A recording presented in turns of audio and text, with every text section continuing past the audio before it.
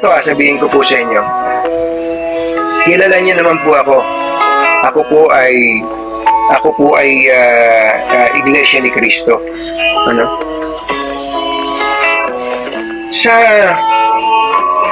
Sa loob po ng Iglesia ni Cristo, sa mga kapilya ng Iglesia ni Cristo, never pong pinag-usapan. As in never. Sa 47 years na po ako, never po na pinag-usapan ang kandidato o politika sa loob ng kapilya ng Iglesia ni Cristo. Kaya ko pong sabihin yan. Ano po? Kaya ko pong sabihin yan, mga kaibigan. Kasi, dumadalo po ako eh. Pero, ang tatanong nyo, ba't ang iglesia may ini-endorsong kandidato? Alam nyo kung bakit? Kasi, simple lang po yan eh. Simple lang po yan. Alam nyo po, bago ka maging member ng Iglesia ni Cristo, ito po, gusto ko na po itong i-discuss po sa inyo habang hindi pa ako kumakain.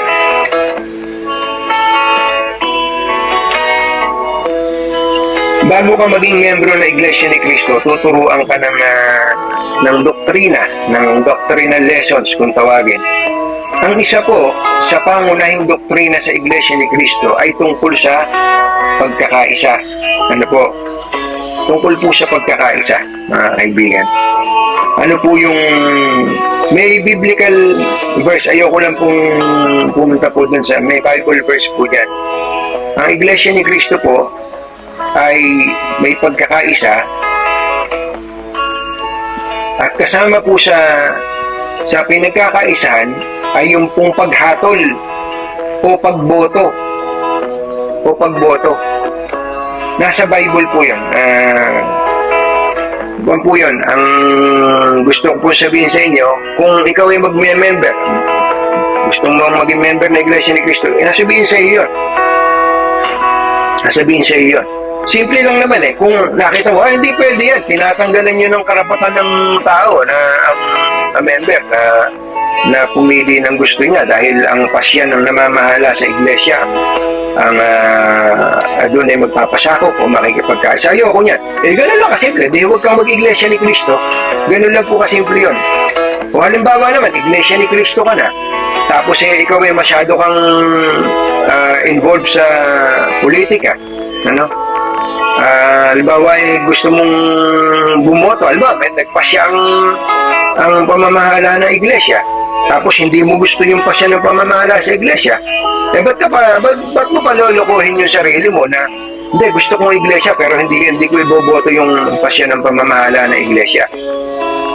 Di simple lang yun. Di sabi mo, ayoko na ng ganyang kwan, di alis na ako sa iglesia. Kumbaga, sa madaling salita, hindi po pipilitin ang kaanib na manatili sa iglesia kung hindi naman siya sangayon sa doktrinang sinasampalatayanan na Iglesia ni Cristo. Ganun lang po kasimple. Kaya sa Iglesia ni Cristo, halimbawa po, yan nagsasabi dyan, ako, nag-post sa social media, ako Iglesia ni Cristo ako, pero hindi ako nagpapasakop dyan sa pasya ng pamamahala ng Iglesia ni Cristo. Hindi po totoong Iglesia ni Cristo yon, mga kaibigan. Hindi po totoong Iglesia ni Cristo yon. Kasi ang totoong Iglesia ni Cristo, kung may pagkakaisa o kaisahan sa iglesia, makikipagkaisa siya. Kung ayaw niya na makapagkaisa, sasabihin niya, ayaw ko na. Halimbawa po ako. Simple lang po yun. Halimbawa, ako talaga, may pasya ang pamamahala ng iglesia. Hindi ko gusto yung iboboto na iglesia. Sasabihin ko, ayaw ko na. Dahil ayaw ko na. Hindi ako naniniwala sa pasya ng iglesia. Hindi po ba? Yun po yung, ganun po sa iglesia ni Cristo. Kasi ba, sabihin niya, kayo din, ang Iglesia ni Cristo, nakikialam kayo sa politika. Hindi po. Ang papel lang po ng Iglesia ni Cristo sa politika, sa totoong buhay, bumoto. Pagboto lang po ang papel. Ang totoo po nun, pagkatapos ng botohan, tapos na eh. Tapos na. Wala na tayong, Iglesia ni Cristo, wala na. Kami ba makikipag basag ulo pa dyan sa kung sino yung manalo? Sasabihin ko sa inyo, pwede naman tayo mag-set ng standards. Halimbawa, ang standard na gagawin natin, kailangan mabuting tao. O sino ba ang ayaw ng mabuting tao? Kailangan ang isang ihahalal ay edukado, mabait, walang kasalanan, o hindi nang bababae, hindi nakikiapid, hindi lumulhod sa larawan. Kung maglalagay tayo ng standard na ganyan, walang papasa. Walang papasa kung magsaset tayo ng standard. Kasi lahat ng tao may pagkakamali. Lahat ng tao may pagkakasala. So kung sasabihin nyo, ba't ang iglesia bumoboto ng may kaso? Ang iglesia bumoboto na involved na-involved na yan sa corruption. Sino ba ang totoong malinis sa mga yan? Uulitin ko lang, sa loob po ng Iglesia ni Cristo,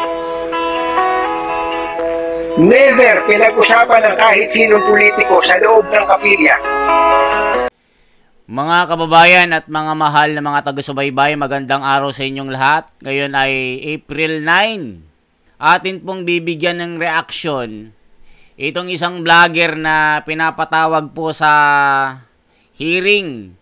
Yung ginaganap ng mga fake news dyan, dapat ito ang maipatawag dahil saksakan ng kasinungalingan at kagaspangan ng pag-uugali. Kung paninira lamang ito na. Kung yung mga pinatawag nyo, sinasabi nyong fake news, ang pinaka number 1 na fake news dyan, itong si Epifanio Labrador, na isang scammer, isang estapador, isang magnanakaw. Ang dami niyang kaso mga kababayan kasi ito kinasuhan po ng mga kapatid dahil po sa kanyang kagaspangan at paninirang puri. Cyber libel po mga kababayan. Ngayon, meron po tayong tatalakayin dito. Binabatikos ng mokong na ito si Anthony Taberna, ang kapatid sa Iglesia ni Cristo na isang kilalang journalist. Yung pagpapasakop kasi sa pamamahala po, lalong-lalo na po sa pagboto. Ang dami kasing nagagalit mga kababayan, bakit kailangan daw merong sinusunod na pamamahala ang Iglesia ni Cristo, lalong-lalo na itong darating na eleksyon. Diyan po kasi nagagalit yung mga kalaban po ng malaking religion na ito, na kesyo daw parang wala daw kalayaan yung mga miyembro na magsagawa ng kanilang sariling pagboto, na boboto lamang dahil po sa pagsunod sa pamamahala. Bakit nga ba po ginagawa ito ng pamamahala ng Iglesia ni Cristo? At bakit kailangan mong sumunod kung ano man yung ipinasya ng pamamahala? Pakinggan po natin mga kababayan, bago ang lahat pakinggan po natin ang reaksyon ng mokong na ito. Yung si Epifanio Labrador, na talagang kung fake news lang ang pag-uusapan, ito na ang pinakahari ng mga fake news. Pinagmumura niya ang pamamahala ng Iglesia ni Cristo Minumura din niya si Caro Dante Marcoleta. Tinatawag niyang bulldog. Tinatawag niyang pangit. Kung titignan mo naman ang itsura nito, mukhang swangit ang itsura. Kung sama ng ugali, nandito na lahat mga kababayan at mga mahal na mga taga-subaybay. Pakinggan po natin ang sinasabi ng taong ito. Kasi baka meron dyan na mga naloloko pa ng taong ito. Panoorin nyo po ito. Okay, sa araw pong ito, pag-uusapan po natin yung ilan pong mga naging pahayag po ng membro ng Iglesia ni Manalo na katulad po ni Taberna at yung isa pong TV host nila, TV commentator nila dyan sa Net25. So yan po yung ating bibigyan ng birada ngayong araw na to, mga minamahal ko mga kababayan. Tila ho niloloko kasi nila parang pinapasakay na naman nila, nilalagay na naman nila sa kanilang mga bulsa yung ating mga kababayan. So akala kasi nila, mga minamahal ko mga kababayan, porket sila magaganda yung damit, maganda yung postura, tulad nga po ng sinabi ko, hindi po porket mayaman, may pinag-aralan, paniniwalaan na ho natin. So, alam nyo, sa totoo lang, kung pagbabasihan po natin, kung kanino ba talaga makukuha ang katotohanan, hindi po sa mga taong mayayaman, hindi po sa mga taong maimpluwensya, hindi po sa mga taong, alam nyo na, di ba? Kung alam nyo, kaya nga noon, di ba, binabati ko si Jesus Christ, binabatikos yung kanyang mga apostol, binabatikos yung kanyang mga tagasunod, dahil karamihan po kasi sa mga nagsasabi ng totoo, yung mahihirap po. So kaya nga noon, mahirap paniwalaan si Jesus Christ at si Pablo pag nagsalita dahil mga kababayan, nakita nyo po kung paano manloko itong taong ito. Ginagamit niya si Kristo at si Pablo na dati daw hindi pinaniniwalaan ng mga mayayaman dahil nga po si Hesus Kristo ay mahirap at si Pablo ay mahirap. Ano yon? Ikinukumpara mong sarili mo kay Kristo. Ikaw nga ang sinungaling at saksakan ng garapal ng pagbumuka. Tignan nyo mga kababayan, paano niya niloloko yung mga tagasunod niya. Yung mga tagasunod naman ng Epipanyo na ito, talagang nabulag na sa katarantaduhan ng, di ko alam kung ano itatawag ko dito Saksakan kasi ng kasinungalingan mga kababayan nakakagigil Ituloy pa natin paano niya niloloko yung kanyang mga tagasunod at nabobola. Nila, katulad dun ng mga bumabati ko sa ating Panginoon noon, mga mayayaman talaga, mga negosyante, mga kung ihahalin tulad po natin ngayon, yan, yung katulad ng mga yan. Pag tinignan mo, lalong-lalo na si Taberna, isang journalist, pero hindi porket journalist ka, totoo lahat ng sinasabi mo. Kaya dito, ililitaw ho natin yung kanilang mga kasinungalingan dito, no? So, sa mga kababayan natin, lagi nating tandaan na hindi porket yung tao yung sasalita nasa ganung kalagayan, totoo na yung kanyang sinasabi. No, kadalasan po nang nagsasalita ng katotohanan yung mga tao pong maralita. Yan po ang katotohanan at yan po ang... Parang yung sinasabi niyo mga kababayan, siya daw yung nagsasabi ng katotohanan. Salita si Katonying, hindi na daw totoo mga sinasabi niya, parang nang bobolo lang daw ito. Mga kababayan, di porke journalist daw, dapat maniwala na ang mga kababayan natin. Ang sinasabi niya, dapat dito daw maniwala kasi mukhang mahirap daw siya mga kababayan. Yun ba ang basehan para maging makatotohanan ang sasabihin mo at sinungaling? Yan ba ang basihan ngayon? Porque mahirap ka at mayaman ka, dun mo na makikita kung sinungaling o totoo ang mga sinasabi. Sa'yo pa, siguro talagang kasinungalingan ang sinasabi mo kasi yung history mo, ang dami mong ninakawan na tao. Ang dami mong inistapa ng mga tao ngayon, hinahabol ka ng batas. Ngayon, pinapatawag ka diyan sa hearing, hindi ka nagpupunta. Kung malakas ang loob mo at matapang ka, bumaba ka at humarap ka sa hearing para malaman kung sino ang taong nasa likod mo. Ituloy pa natin para mabalatan yung mukha nito kasi hindi nagpapakita mga kababayan. Duwag ka nga. Sasabihin mo, pinagyayabang mo, malalaki yung binabangga mo. Oy, hindi yan medalya para ipagmayabang mo. Ang pinagyayabang ngayon yung katotohanan na kailangan malaman ng mga taong bayan, hindi kagaya mo na puro kang sinungaling. Hindi pwedeng itanggi ng Iglesia ni Manalo. Tignan nyo. Ngayon, halatang inggitero. Agad natin ito ng matinding reaksyon, opinion. Ito po't panoorin po natin yung sinasabi po nito ni Taberna.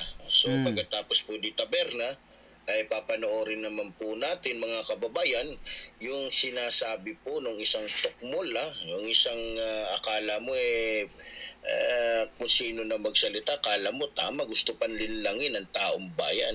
So ako natatawa nga ako Ito bago pala tayo magpatuloy, no.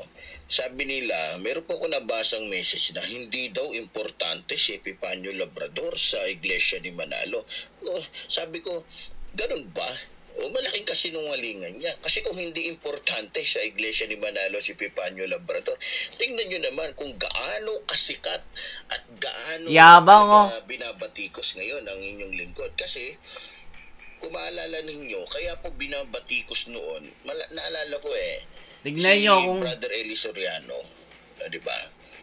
Tignan nyo mga kababayan, ipinagyayabang niya sa lahat daw ng mga vlogger. Siya daw yung pinakamatapang dahil binabangga daw niya yung mga malalaki na higante. Ang tindi mo, Epifanio. Sino ka ba naman para pansinin ng pamamahala ng malaking reliyon na ito? Isa ka lang bulate sa lupa na walang kwenta. Yan ang totoo. Hindi ka nga pinapatulan Dahil sa may itsura mo pa lang nakakaawa ka na Kasi pagyayabang mo na malalaki ang mga binabangga mo. Ituloy pa natin gaano katarantado ang taong ito. Dahil nga sa tama yung mga sinasabi niya, kaya binabatikos nila si Brother Eli Soriano noon. Tignan nyo. Ginawan ng kung ano-anong kwento, keso rapist, keso magnanakaw, keso ganito. Lahat ginawa nila. So hindi na ako magtataka kasi bago pa man ako, may mga nauna ng pastor, ministro at iba pa, lalo na pare, pinagpapapatay pa nga nila di ba? Kumukuha. Tignan nyo mga kababayan, kahit na-solve na yung kaso doon sa pari na sinasabi niya, doon sa Nueva Ecija, na kareliyon mismo niya ang pumaslang dito. At sinabi na rin ng chief noon ng PNP na walang kinalaman ang Iglesia ni Cristo kung sino ang pumaslang dun sa pari na yon. Dahil yung pari na yon ay meron ding mga kasalanan sa kapwa niya, kareliyon niya. Yan po yung lumabas sa investigasyon. Tignan nyo paano niya pasinungalingan yung binabaluktot niya yung katotohanan para siya yung magmukhang makatotohanan dito. Kaya ikaw, Epifanio, hindi ka makakalusot. Mababalatan ka ng mababalatan dahil yung mga sinasabi mo ay walang basehan. Kayo yung mapamintang, kayo yung mga inggitero, kayo yung mga vlogger na mukhang pera. Sobrang sinungaling niya. Kahit kay Satanas, hindi siya papapasukin sa sa kaharian ni Satanas Sila ng meron silang sariling mga gunman, meron silang sariling tagapatay para lamang lumitaw na sila lang ang tama, di ba? So kahit sa ganung paraan, gagawin nila ang lahat, no? So ako natatawa. Kakagigil itong taong ito. Sabi pa nung message doon na nabasa. Ayoko nang kasi baka sumikat pa kasi alam niyo naman ngayon maraming mga vloggers ngayon na ginagamit po yung inyong lingkod para lamang magkaroon sila ng malalaking views, di ba? Ako tinitignan ko tignan mo mga kababayan, alam mo, labrading na bakla. Nagre-react lang po yung mga vlogger na gaya ko. Dahil sa ginagawa mong kasinungalingan, yung mga banat mo na walang bara, yung banat mo na walang basehan na puro paninira lamang. Sino ang maniniwala sa'yo? Tignan mo, ang tagal-tagal mo ng vlogger hanggang ngayon, napako ka sa 170k na followers mo. Di ba? Pati views mo, napako na rin. Mga sabi ko, kung gusto nyong sumikat, lagpasan nyo muna yung kakayahan ko. Aba, yabang Lagpasan nyo muna, hindi yung kinakalaban ko, kakampihan ninyo. Para lamang makuha ninyo simpatya ng mga taong tinitira ko. Di ba? Mayabang ka na yan. Mayabang ka na yan dahil tinitira mo yung mga higante. Uy, wag mong ipagmayabang yan kasi yung mga style mo wala sa ayos. Wala ka sa ayos. Yung talent mo pang bobo. Pang tae content yung ginagawa mo. Para lang mapansin ka, magpapapansin ka. Parang yung mga kababayan, yung American-Russian vlogger na gustong magpapansin sa mga Pilipino, nagkalat doon sa BGC. Nagkalat. Ito, mukha itong American-Russian vlogger. Parang kalahi niya ito na mukha namang buraot ang mukha. Tignan nyo mga kababayan. Tignan nyo yung isang Amerikanong vlogger din sa South Korea. Gumawa din ng katarantaduhan. Gustong magpasikat. Yung mga tae content. Nakulong. Itong American vlogger na ito, hindi ipapadeport. Ikukulong dito sa Taguig. Na talagang tuwang-tuwa yung mga preso kasi mistiso itong makukulong na ito. Ito pag nakulong ito, talagang pipilahan ito ng mga preso na 100 years nang hindi nakakalabas ang kulungan. Tignan niyo mga kababayan, dahil gusto nilang sumikat, gagawa sila ng mga content na basura, na parang tae. Gaya nito, itong vlogger na ito na si Epifanio Labrador, tae content ito. Para lang mapansin, gagawa ng mga kabulastugan, gagawa ng mga immoral na content. Walang ibang vlogger, walang ibang komentarista. Ang siguro sa panahon ngayon, maliban na lang siguro kung nandito pa si Kaper Silapid, ang aking minamahal at ginagalang na komentarista, sa panahon ngayon, wala pong makakahigit kay Epifanio Labrador. Hindi na puro kayabangan, minamaliit natin yung ibang mga tignan mo, sa sobrang yabang, ang kapal lang mukha. Nakikita ko, sila pagdating sa iglesia ni Manalo, takot sila. Hindi dahil sa fake news na sasabihin nila. Takot sila. Tignan nyo. Alam nila na ma-impluwensya. Pangalawa, ayaw mo ngang maglabas ng mukha duwag ka 'Di ba? Tignan nyo kung matapang ka at totoo ang mga sinasabi mo, dapat naglalabas ka ng muka. Ang tagal mo ng vlogger, hindi ka magpakita ng muka. Dahil saksakan ka ng kaso Ang dami mong mga kaso, labas-pasok ka sa kulungan. Ang dami ng mga nagsasabi na ang dami mong kaso. Tapos sasabihin mo, number 1 vlogger ka. Number 1 vlogger sa sa tae content. Talagang itong iglesia ni Manalo, talagang papatay at papatay ito. Huwag na tayong maglokohan.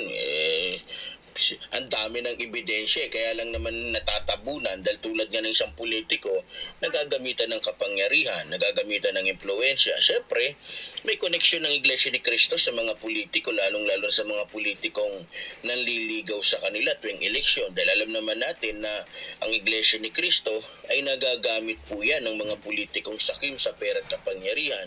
Kaya nga nagmamalaki yung mga yan dahil ang ipinagmamalaki ng mga yan, sige, wag mo kaming sundin, sige, wag mo yan namin dahil susunod na eleksyon hindi ka na namin iboboto. Yan yung ipapaliwanag ni Ka Anthony Taberna dito para maliwanagan yung mga kababayan natin dyan na nanonood dito. Kasi maraming naloloko ang taong ito mga kababayan So, okay, para hindi na tayo tumagal, medyo tumatagal lang nga tayo. So ito, panoorin po natin si Taberna, mga minamahal kong mga kababayan. Hindi ako magkukunwari sa inyo. Ako po, Iglesia ni Cristo po ako. Ako po ay pinag-aralan ko po ang doktrina ng Iglesia ni Cristo at inihambing ko rin po sa iba. Ayan.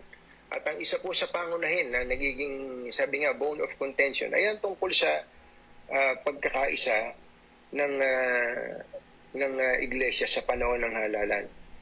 Ano po? So kung sino man po ang ipasya ng namamahala sa iglesia, dahil doktrina din po sa iglesia ang pagpapasakop sa namamahala, yun po ang sinusunod ng mga kapatid. At kung meron po mga kapatid sa iglesia at sinasabi, albaw, na-survey, ikaw ba, binoboto mo ba pag sino ay pinapasya na iglesia? Hindi po totoong iglesia ni Cristo. Tama yun. Mga kaibigan. Opo. Hindi po totoong Iglesia ni Cristo yung magsasabing, hindi, kung hindi ko gusto yung pinasya ng pamamahala na iglesia, hindi ko boboto yan. Hindi po totoong Iglesia ni Cristo yan. Ang totoong Iglesia ni Cristo po, ayon sa doktrina na amin pong sinasampalatayanan, natutunan bago pa kami mag-iglesia, simpleng-simple lang. Simpleng-simple lang. Kapag kami pa siya ang pamamahala, magpapasakop sa pasya ng pamamahala. Sapagkat may dahilan kung bakit yun ang pasya ng pamamahala. So yun, malinaw po mga minamahal ko mga kababayan, narinig nyo naman yung mga sinabi. Yan po ang hindi maintindihan ng mga kumakalaban po sa Iglesia ni Cristo. Ano po yung doktrina na sinusunod sa loob ng iglesia? Kung paano po magtalaga ang mga kapatiran dito. Pagkakaisa po sa pagboto ay galit na galit ang mga taga-sanlibutan dahil hindi nila alam kung ano ang tunay na rason bakit may doktrinang ganito na kailangan sumunod sa pasya ng pamamahala na ang bawat miyembro ng Iglesia ni Cristo, kung ano yung pagpasyahan ng mga politiko, ay yun dapat ang masunod. Ito ang hindi maintindihan ng iba. Lalong-lalo na ang vlogger na ito na mukhang pera, na binabaluktot yung tama. Ang dami kasing nagagalit mga mahal na kababayan. Bakit daw tila wala daw sariling isip ang mga miyembro ng Iglesia ni Cristo? Bakit sunod-sunuran daw sa pamamahala? Wala daw sariling isip kung ano daw sabihin ng pamamahala. Kung sinong iboto, yun na lang daw. Hindi na daw nag-iisip ang mga miyembro. Ayaw mong magpasakop, huwag kang pumasok sa Iglesia ni Cristo. Ang nagpapasakop lamang dito ay yung mga gustong mag-Iglesia ni Cristo. At ikaw naman ay miyembro na. Nasa loob ka na ng Iglesia ni Cristo. Kasi merong iba mga kababayan paano pag Iglesia ni Cristo na? Pag kami pasya na ang pamamahala tungkol sa mga politiko na iboboto, maaari bang hindi sundin ito? Sabi ni rin ni Ka Anthony Taberna na yan ang doktrina. Kung ayaw mong sumunod, hindi ka pinipilit. Lumabas ka sa Iglesia ni Cristo. Tumiwalag ka. Ganun lang po yun kasimple. Wala pong pilitan dito. Kung ayaw mong bumoto sa mga sinasabi ng pamamahala, di wag kang pumasok sa Iglesia ni Cristo. Umalis ka sa loob ng Iglesia ni Cristo. Pagka hindi mo pinag-aralan yung sinasabi niya, talagang mapapaniwala ka Pero, ang unang-unang mapapansin mo sa sinasabi po ni Taberna, yung sinasabi niyang pamamahala, hindi po yung pamamahala na mula sa Diyos o mula kay Kristo. Kasi unang-una, hindi naman po nila kinikilalang Diyos si Kristo Kaya, mas mahalaga sa kanila yung pamamahala ng tao kaysa sa wala ka kasing mababasa Epifanio Labrador na si Kristo ay Diyos. Si Kristo ay tao. Hindi sinabi ni Kristo na siya ay Diyos. Sinabi ni Kristo na siya ay tao. Kahit basahin mo sa Biblia, tignan mo, dun pa lang sablay na.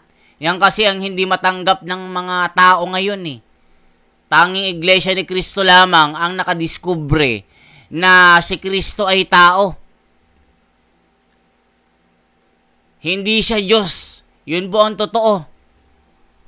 Mamahala o mga nagiging pahayag ko ni Jesus Christ. Kaya natin patunayan yan. Kasi sabi ko nga, hindi porket si Taberna nagsasalita, tama na. So, pag wala ka talagang alam at wala ka sa hulog, kahit ano na lang yung masasabi mo para magmukha kang tama Kaya pagpapanoorin mo itong taong ito, naku po, lalo na yung mga taong madaling mapaniwala ng taong ito, naku po, huwag kayong manonood dito. Nag-react lang po tayo kasi iba kasi itong ano na ito mga kababayan Mali-mali yung mga interpretation niya. Kasi pag wala ka po sa loob ng Iglesia ni Cristo, kung ano-ano na lang yung nasasabi mo, wala kayo sa paninindigan, wala kayo sa uri ng kabanalan. Kasi kung ano-ano na lang yung mga sinasabi nyo, mga paninirang puri kayo. Tignan nyo, si Katonying nang nagsabi na kailangang magpasakop sa pamamahala ng Iglesia ni Kristo kasi yan din po ang nasa Biblia. Ang namamahala dito sa lupa ay kailangang sundin. Sila ang lubos na nakakaalam ng masama't mabuti. Sila ang may karunungan. Ibig sabihin mga kababayan, sila po ang nagiging parang magulang ng mga miyembro ng Iglesia ni Kristo. Sila po ang nakakaalam kung sino po yung mga karapat-dapat na iboto.